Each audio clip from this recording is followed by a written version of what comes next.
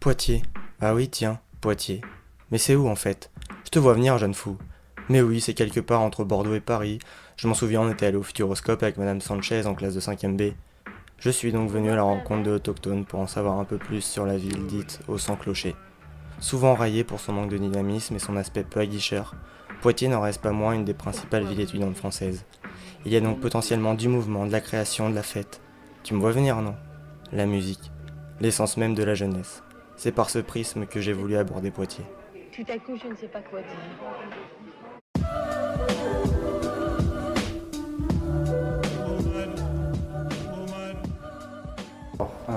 Je suis un poitevin de 24 ans qui a fait des études en animation radio. Tu es rédacteur dans le magazine Cultise, le webzine assez connu maintenant. Nos boulots à tous, en tant que bénévoles, parce qu'on est tous bénévoles là-dedans, c'est de chercher. On est une sorte de tribu de diggers. On cherche des nouveautés, des trucs qui valent le coup d'être abordés. Des artistes qui n'ont pas forcément de couverture journalistique. On est plutôt basé sur du français. On va surtout chercher en France. Après, bien sûr, on va taper un petit peu partout, parler un peu de tout. On s'accroche plus au rap, au beatmaking, au trip-hop. Mais on met quand même en avant tout ce qui est jeux vidéo, comics, films, séries.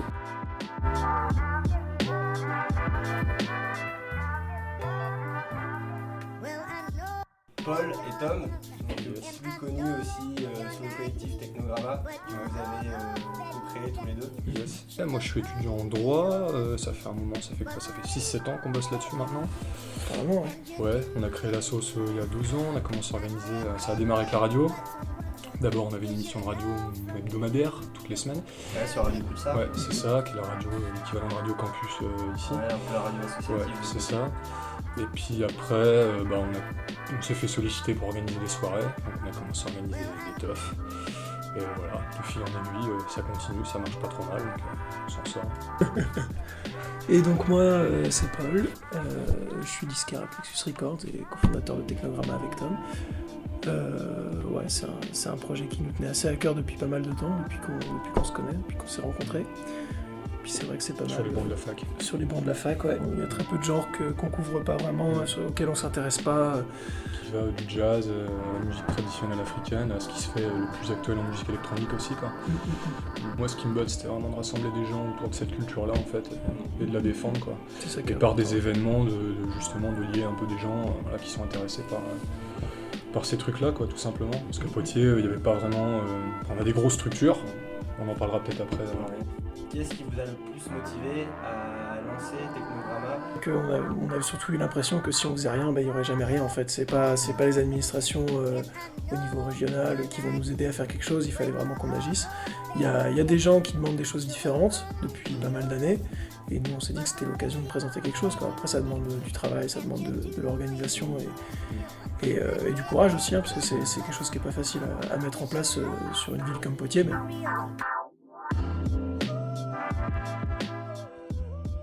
Alors j'ai monté la boutique il y a maintenant 4 ans.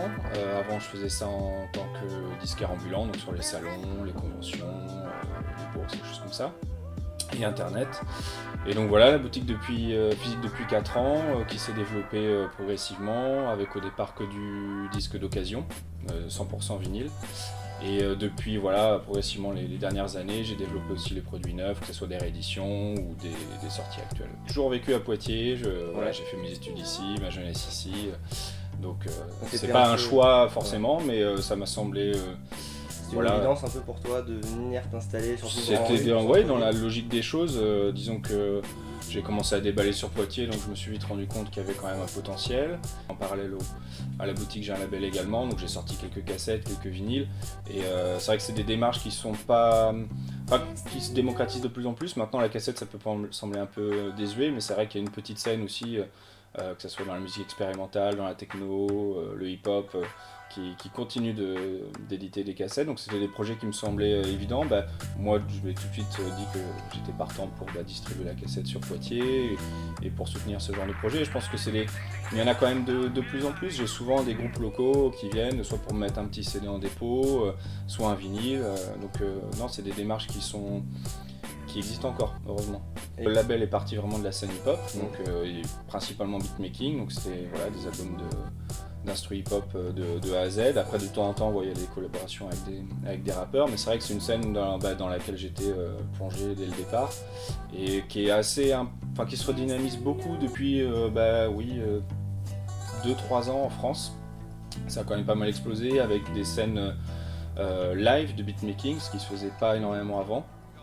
Et puis beaucoup de projets instrumentaux, chose qui était quand même pas mal développée en Allemagne, aux États-Unis, etc., mais qui en France était encore un peu à ses débuts. Et c'est vrai que c'est une scène qui est en train de bien se développer.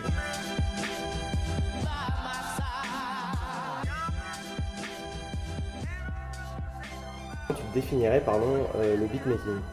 J'ai fait quelques petites recherches pour pas être totalement dans les choux. Et quand tu cherches beatmaking sur internet, la page Wikipédia te redirige vers compositeur. Enfin, tu cherches beatmaker, il te redirige vers compositeur. Et je trouve que c'est une bonne façon de le définir.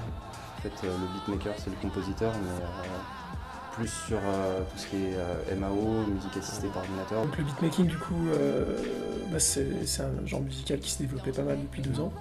Il y a eu pas mal d'artistes qui ont émergé via les réseaux sociaux, SoundCloud notamment. Ça a bien permis l'explosion de ce genre-là. Et puis c'est vrai que c'est quelque chose qui est assez accessible à faire parce que ça ne nécessite pas énormément de matos. On peut très vite, avec 300 €, commencer à faire de la musique chez soi, avec de petites enceintes et puis un peu de culture musicale. Et puis avec un peu d'inspiration, on peut très vite arriver à des choses qui sont plus que potables, quoi. C'est toujours le même débat qu'il y a depuis de toute façon, le tout début des productions hip-hop, c'est-à-dire que c'est des musiciens qui utilisent, à la base maintenant c'est plus forcément toujours le cas, mais la musique des autres pour créer d'autres morceaux, donc échantillonner des boucles, retravailler des éléments de batterie, qui piochent à droite à gauche, et du coup ça rejoint aussi beaucoup de toute façon le métier de disquaire, parce qu'à la base c'était fait uniquement à partir des disques vinyles. Après il y a aussi des musiciens qui font du beatmaking avec de la compo exclusivement, donc là c'est vrai que on se rapproche un peu plus de la définition d'un musicien classique entre guillemets, qui va créer des accords, etc., faire des arrangements, mais tout dépend, la matière première qui est utilisée, c'est-à-dire le sample, de manière générale, tout dépend comment il est utilisé. C'est vrai que certaines fois ça peut sembler un petit peu gratuit, juste faire une boucle, c'est très facile entre guillemets, mais après il y a toujours le choix de la boucle, il y a toujours la façon dont c'est mixé. Donc après le débat il est toujours un peu ouvert là-dessus, mais je pense que maintenant c'est quelque chose qui est quand même acquis, entre guillemets. Même s'il y a toujours des problèmes de droit d'auteur, de temps en temps des musiciens qui acceptent pas que leur musique soit réutilisée de cette manière. Mais disons que c'est un peu délicat comme définition de musicien, mais je pense que maintenant ça commence à être pas mal accepté quand même. Des producteurs à part entière. Après, quand on est vraiment producteur de musique, on a une connaissance musicale, on sait toucher un instrument. Après, c'est ça, la musique évolue aussi, quoi. Il y a de nouvelles méthodes qui apparaissent pour en créer. Dans 10 ans, ça sera certainement autre chose. Et on est très loin de s'imaginer ce qu'il peut y avoir. Mais là, pour le moment, c'est ça. C'est vrai que c'est ce qui rend la chose vraiment... Et puis YouTube a permis de démocratiser aussi, ça. Beaucoup de samples sur YouTube. Facile à aller chercher sur Internet. C'est super facile, quoi. En fait, se développer une culture musicale, aujourd'hui, c'est excessivement simple, quoi. Avec un peu de temps et puis de goût, on peut très vite tomber sur des choses incroyables. Je pense que ça va avec une nouvelle manière d'approcher la production musicale, mais ça reste de la musique. À partir du moment où il y a de la musicalité, pour moi c'est de la musique, et du coup il n'y a aucune raison que ce soit séparé du rock ou de la techno ou je sais pas quoi. C'est de la création musicale. Après c'est sûr, il va y avoir le samplage, le sampling, où on va récupérer des petites boucles de morceaux déjà existants. Et là, on peut se demander si c'est de la composition, mais à partir du moment où ce petit morceau est réutilisé, il n'y a aucune raison pour que ce soit pas de la composition, en fait. Voilà.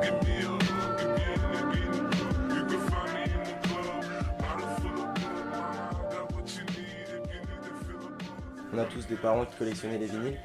Comment t'expliques un peu cet engouement là en ce moment, depuis quelques années, pour la musique physique? C'est vrai que moi, du coup, j'ai ouvert à peu près en même temps que le retour du vinyle, même si ça faisait déjà quelques années que ça se redynamisait. Mais c'est pas évident à expliquer. Après, je pense que le CD, effectivement, les ventes sont de moins en moins importantes. Les gens en achètent de moins en moins et se dirigent plus vers le téléchargement, le format digital. Et du coup, quand ils ont besoin d'avoir un objet entre les mains, c'est vrai qu'entre le CD et le vinyle est quand même plus intéressant, ne serait-ce que pour le visuel déjà, la pochette est plus mise en valeur. Après, la façon d'écouter n'est pas la même, on n'écoute pas un format digital comme on écoute un vinyle, voilà, il y a toute une cérémonie entre guillemets autour de poser le vinyle, on peut écouter, poser le bras à peu près n'importe où, il faut aller changer la face, c'est tout un retour effectivement à des contraintes matérielles mais qui ont aussi leur charme. Et je pense que moi j'ai absolument rien contre les formats digitaux, c'est très pratique, mais quand les gens ont vraiment un coup de cœur et envie de pouvoir écouter quelque chose chez soi à la maison, le retour vers vinyle semble assez évident, quoi. Le digital, moi je pense que c'est indispensable, ça a permis de faire découvrir plein d'artistes qui seraient restés dans l'ombre parce qu'ils n'avaient pas les moyens de sortir soit un CD, soit un vinyle. Donc c'est vrai que ça permet une exposition directe au monde entier, donc ça c'est un outil qui est, je pense, indispensable aujourd'hui. Après, moi je pense, comme je disais, c'est plus un outil qu'une fin en soi, et le digital c'est bien pour se faire connaître, pour toucher un public large, mais après, disons que quand on souhaite un petit peu plus rester dans le temps, c'est vrai qu'un format physique ça permettra de passer de main en main d'une manière un peu différente que juste un clic sur le net. Moi je pense que la musique ne peut pas vivre sans son format physique, c'est quelque chose, si elle veut en tout cas traverser les époques, les âges, c'est obligatoire, il faut un format physique. Après je dis pas que le vinyle c'est le meilleur format qui existe, ça se trouve dans quelques années il y en aura un qui sera bien meilleur, mais c'est vrai que les gens retournent vachement vers ce format parce que c'est beau d'avoir l'objet. Du coup, c'est vrai qu'on aime bien quand les DJ qu'on invite, ils jouent avec leur vinyle, ils jouent, voilà. Et nous on essaie de faire ça aussi, même si pour l'instant... C'est beau de se dire que la personne qui va jouer ses disques en face de toi, il s'est un peu démarché pour trouver ces disques-là, il les a cherchés, c'est pas forcément des disques qui sont facilement accessibles, et ce gars-là, il s'est donné les moyens de pouvoir jouer ce disque-là en face de toi.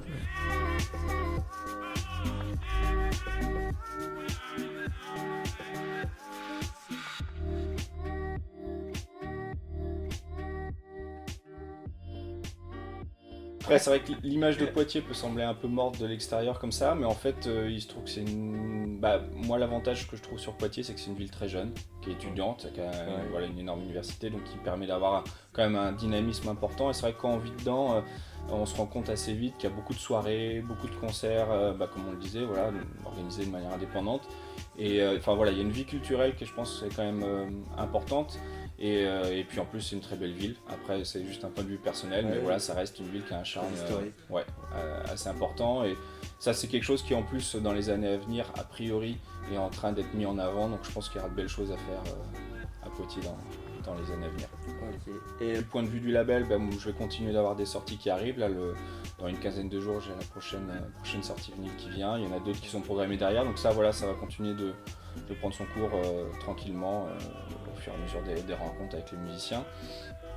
Mais mon but c'est déjà de faire tenir mon activité qui est pas si évidente que ça, et après tout ce qui peut venir en plus, organiser des showcases, des petits concerts, des événements, ça sera toujours avec plaisir. Des petites idées comme ça qui vous traversent l'esprit. Là, sans se faire de pub, on a une première cassette qui est sortie. Donc on fait un premier label, on n'a pas trop de thunes, donc on fait pas de vinyle, on fait un format cassette, plus une sortie digitale évidemment sur internet.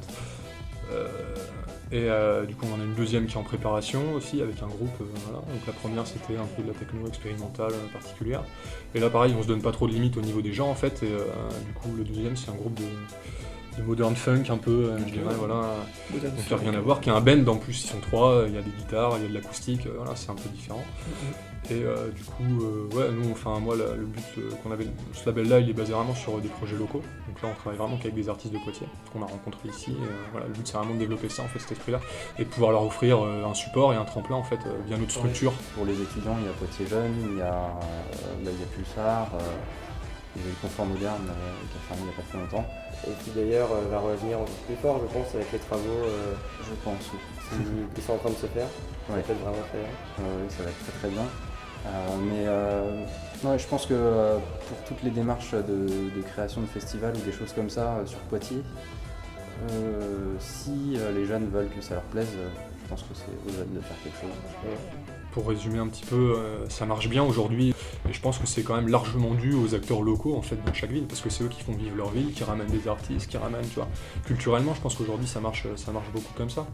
Et petit à petit ici, il y a des acteurs locaux qui se sont mis au diapason, qui ont décidé de faire des choses, tu vois, d'organiser des petits trucs à leur échelle, tu vois. Et je pense qu'aujourd'hui c'est vraiment ce qui fait vivre ça. Et quand on parle de succès, je pense que c'est vraiment en partie dû à des gens qui travaillent localement, qui recherchent pas forcément une reconnaissance particulière, voilà, mais qui cherchent juste à faire vivre cette culture-là, dans leur ville, près de chez eux, quoi.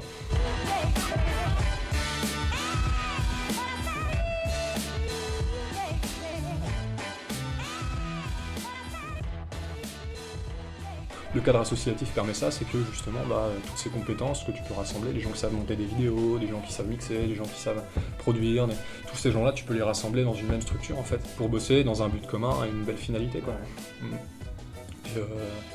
Et tant que c'est fait, je pense, tant que c'est guidé un peu par la passion et tout, c'est des choses qui peuvent marcher, ouais. Aujourd'hui, dans n'importe quelle petite ville, Poitiers, ça a marché dans les grandes villes, c'est un modèle qui peut être adopté ici, voilà. Il n'y a pas de raison que ça fonctionne pas.